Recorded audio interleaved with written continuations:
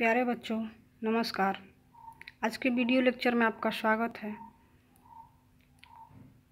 आज आप पढ़ेंगे कक्षा 7 का विषय गणित अभ्यास 1।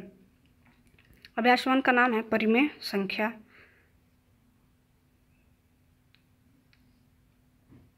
परिमेय संख्या के बारे में आप पढ़ेंगे। पहला चैप्टर आपका यही है। अब परिमेय संख्या क्या होती है ये हम पहले आपको बता देंगे, उसके बाद आपके अभ्यास पे चलेंगे, अभ्यास 1A पे। तो आइए परिमेय संख्या के बारे में हम आपको बताते हैं। पहले इसकी हम परिभाषा लिख कर आपको दिखाते हैं, फिर समझाते हैं। इसकी परिभाषा होती है कि ऐसी संख्या जिसे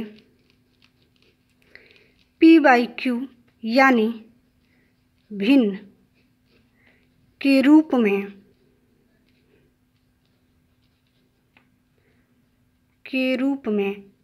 व्यक्त कर सके।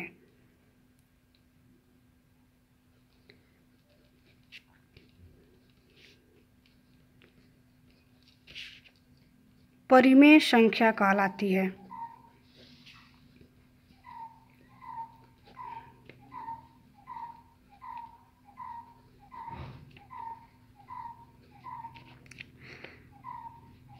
भिन्न तो आप जान ही रहे होंगे कि भिन्न क्या होती है।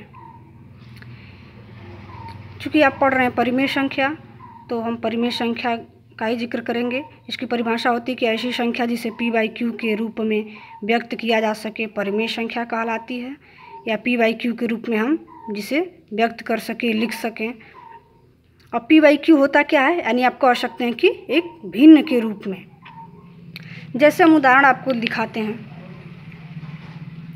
कि 3/4 - 2/3 1/6 एक्सेट्रा, ये सब हमारी क्या है, एक भिन्न के रूप में है। और भिन्न को हम क्या कह सकते हैं कि ये एक परिमेय संख्या है। इसी पे आधारित आपका मतलब पहला सवाल है, इसलिए हम परिमेय संख्या के बारे में आपको बताए हैं।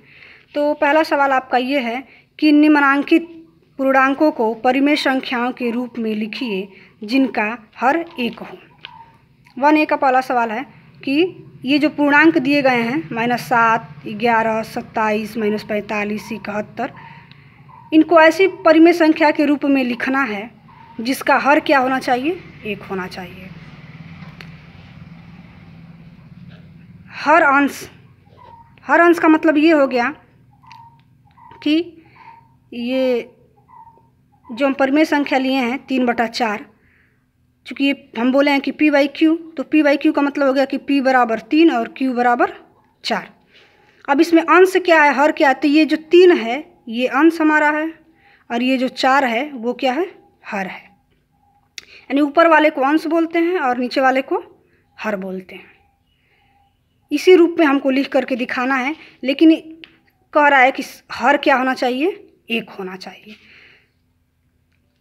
वैसे तो हमारी पूर्ण संख्याएं जो होती हैं वो परिमेय संख्या ही होती है, परंतु जब यहाँ कह रहा है कि परिमेय संख्या के रूप में व्यक्त कीजिए, लिखिए, और जिनका हर होना चाहिए 1, तो हम आइए हल करते हैं।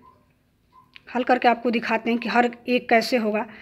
तो इसके नीचे कुछ नहीं है तो 1 तो है ये है, लेकिन हल करके हमको दिखाना है तो हम हल करते हैं। पहला सवाल लेते हैं -7। अब -7 का हर 1 करने के लिए हम -1/1 से क्या करेंगे, इसमें गुणा करेंगे।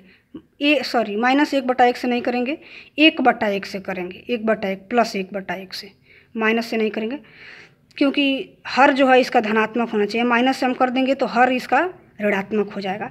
तो 1 से हम करेंगे, 1/1 से हम गुणा करेंगे -7 में।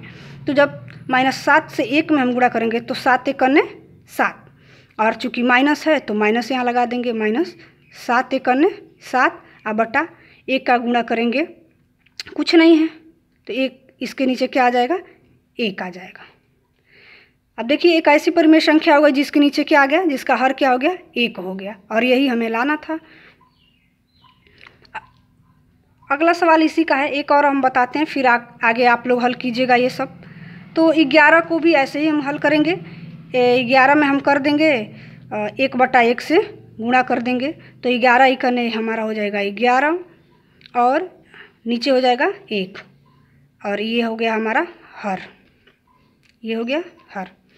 ऐसे आपका दूसरा सवाल है। दूसरा सवाल पे आते हैं कि -4/5 को ऐसी परिमेय संख्या के रूप में व्यक्त कीजिए जिसका अंश है 8, -16, 20 और -24। इसमें हर बताना था कि हर 1 होना चाहिए, और इसमें अंश बताना है कि अंश 8 होना चाहिए, दूसरे में -16 होना चाहिए, 20 होना चाहिए और -24 होना चाहिए। तो हम को हल करते हैं। 8 पहले परिमेय संख्या जो दिया है उसको लिख लेंगे। परिमेय संख्या हमारा दिया है -4/5। अब इसको इस रूप में बदलना है कि इसका अंश क्या आ जाना चाहिए, क में 8 हो जाना चाहिए। तो इसके लिए तो हम परिमेयकरण करते हैं। परिमेयकरण करेंगे तो उसी संख्या से ऊपर और नीचे दोनों में गुणा करते हैं, और नहीं तो ऐसे उस तरह नहीं समझ में आ रहा है परिमेयकरण, तो आप सीधी सी ऐसे समझिए कि ऐसी संख्या से गुणा करेंगे इस -4 में कि ये +8 हो जाए, और जिस संख्या में -4 से गुणा करेंगे उसमें इसके हर में भी यानी 5 में भी गुणा करेंगे। तो 4 का गुणा 2 में जब करेंगे 4 दूना क्या होता है 8 होता है, लेकिन -4 का जब हम +2 में गुणा करेंगे, -4 का जब हम +2 में गुणा करेंगे तो ये -8 ही होगा। तो इसलिए हम क्या करेंगे, यहाँ -2 का गुणा करेंगे, -2/-2। जब -2 का -4 में करेंगे तो ये +8 के रूप में बदल जाएगा। माइनस का गुणा जब माइनस में होता है तो गुणा करते समय माइनस और माइनस क्या होता है, प्लस हो जाता है। और यहाँ क्या हो जाएगा, जब इसका गुणा इसमें करेंगे तो 5 दूना क्या हो जाएगा 10, और ये 2 जो माइनस है तो यहाँ हम माइनस लगा देंगे। अब देखिए ये ऐसी परिमेय संख्या हो गया जिसका अंश क्या है 8 है। अब ऐसे ही आप इसमें ख, ग, घ आप हल करेंगे। आपका ये होमवर्क है, नहीं आएगा तो फिर आप कमेंट बॉक्स में पूछेंगे, मैसेज करेंगे तो हम आप लोग को देंगे। जिसके पास बुक नहीं है उसे चिंता करने की ज़रूरत नहीं है, उसको पहले चैप्टर का जितने सवाल हैं आपको PDF फाइल बना करके भेज दिया जाएगा। आप उसमें चेक करते रहिए और सवाल को लगाते रहिए, जो नहीं आएगा वो पूछते रहिए। आज के लिए इतना ही, फिर आगे की वीडियो में हम इसी चैप्टर का अगला सवाल आपको पढ़ाएंगे। धन्यवाद।